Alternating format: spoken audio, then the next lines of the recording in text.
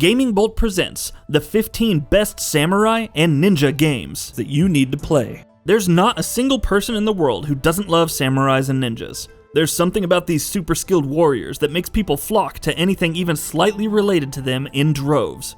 That's why they've been such a popular topic in all forms of media, and of course that includes video games as well. Recently we talked about how samurais and ninjas were making a much needed return to the mainstream in our industry, and given how excited we are about it, it's no surprise that we want to talk about that some more. So rather than talking about what's in store for us in the future, let's instead take a look back and talk about what have been some of the best ninja and samurai related games over the years. In this list we're going to take a look at 15 such games. Given just how vast and popular the genre is though, it goes without saying that this list isn't going to be exhaustive by any means, so if we failed to mention any of your favorites, fire away in the comments section below. Also, note that just for the purpose of this feature, we're clubbing samurais and ninjas together. We know they're not one and the same, but you know, convenience and all. Also, this list is in random order and is not ranked, so keep that in mind as well. So without further ado, let's get right into it. Samurai SHODOWN. Back in the days of the insane craze surrounding Street Fighter II, fighters were all the rage. Samurai SHODOWN came along and put an irresistible samurai-centric spin on it. It wasn't a revolutionary game, and it didn't do anything that could be called unprecedented, but as those who have played it would gladly tell you, it was an absolute blast. With its dedication and focus on samurai, it's a game that you simply must play if you're a fan of the subject matter. Total War Shogun 2. An outlier in this feature in terms of its genre.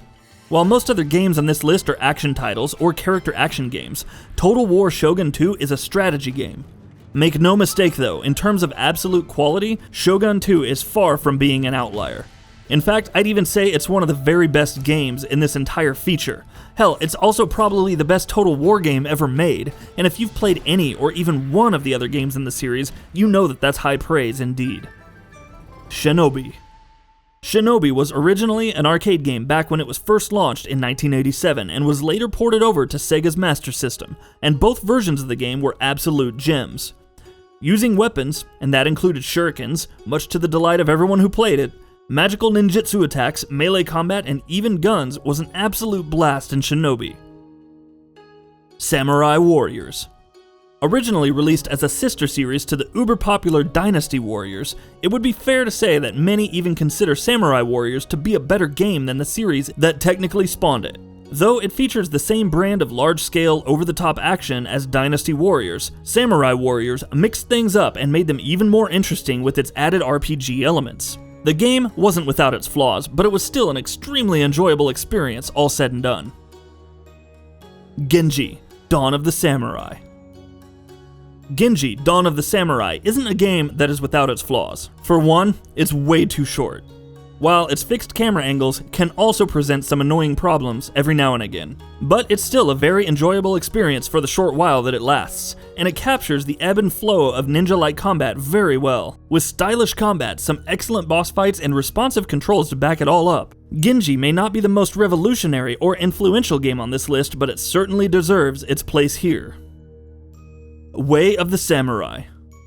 Way of the Samurai was a truly underappreciated gem back when it was first launched, and by now it's achieved that nice cozy cult hit status. The game was hampered a bit by its sticky camera controls, sure, but it also exhibited a surprising amount of depth in its progression mechanics, allowing you to fight with a variety of samurai blades, and letting you upgrade each one of them. The most interesting and surprising thing about the game, though, was how it allowed players to decide the course of the narrative themselves, presenting them with choices that actually mattered, and down to the line reared their head in surprising ways. Bushido Blade. Technically, Bushido Blade was a fighter, but it was so different from any other game in the crowded genre. Rather than wailing away at your enemies and whittling down their health, the game truly lived by the Bushido code, and matches could end with just one deadly strike to the head or the torso, while hitting your foe's limbs could make them weaker to further attacks. As such, matches could last as long as a few seconds, or if you wanted to keep backing away and looking for the perfect moment to strike, much longer than that. There was no time limit to each match after all. It was a bold, unique experiment, and boy did it pay off. For Honor. For Honor is a little different from all the other games that we've mentioned on this list, in that it isn't a dedicated samurai or ninja game. But the game does allow you to play as a samurai, and boy oh boy is it an absolute blast when it does. All 3 of For Honor's factions are basically an absolute joy to play as, but personally, I don't think any of them tops the Way of the Samurai. Especially when you combine the Samurai faction with the Assassin class. Pure carnage. Metal Gear Rising: Revengeance.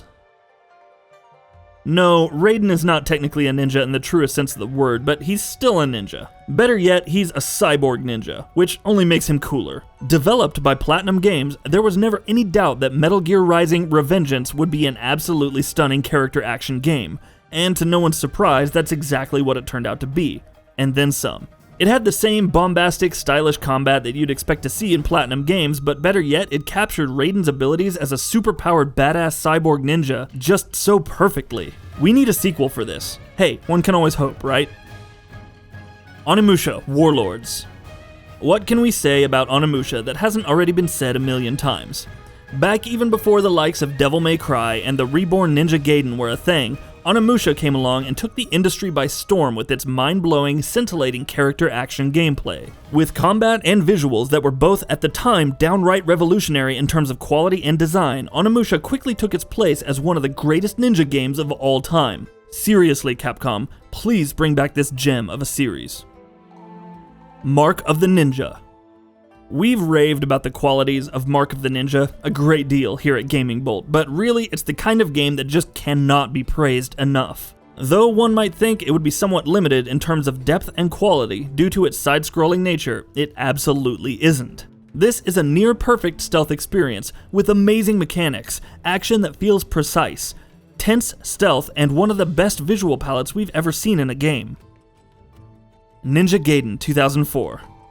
Ninja Gaiden has been a fixture in our industry for as long as anyone can remember. And though there have been a few blips in its quality over the years, and even now it's not really in the best of states, it still provided us with a number of games that are nothing short of absolute masterpieces. The 2004 reboot of the series, which remained exclusive to the original Xbox for a long time, is one such game, with exciting visceral combat, excellent level design, and a coat of sheen and polish that was unmatched back in its day. Ninja Gaiden was one of the best games to have been released in its generation. TENCHU Stealth Assassins. TENCHU Stealth Assassins retains a fond place in the hearts of most gamers even to this day, and for a very good reason. Not only was it one of the very first 3D stealth games, it was also an excellent portrayal of ninjas in general. The game perfectly captured the feel of what it should be like to be one of those famous warriors, striking from the shadows, stalking their prey, blending into the environment. More than most other inactive franchises from the glory days of the PS1 N64 era, TENCHU needs to make a comeback. Strider. The arcade classic Strider is yet another one of Capcom's seminal accomplishments in the industry. Strider was an excellent game, and though it came in 2 versions, with the NES version being much more focused on stealth than its arcade counterpart, it was the action-oriented arcade version of this game that was all the rage back in the day. To this day, it's remembered as one of the most enjoyable games ever made. Nioh. Nioh was in development for a long time. We were waiting for it for over a decade, but when it finally launched last year, it's fair to say that it was well worth the wait. Combining Japanese folklore and its inherently captivating setting with fast, tough, and exciting combat, as well as Soulsborne-like mechanics and design philosophies, Nioh turned out to be an absolutely mind-blowing game. Even in the jam-packed year that 2017 was, in fact, Nioh managed to stand out as one of the very best. And that about does it for this video. If you enjoyed what you watched and want to see more from Gaming Bolt, you can always hit that subscribe button and turn on the bell icon next to it. That way you will never miss any of our videos.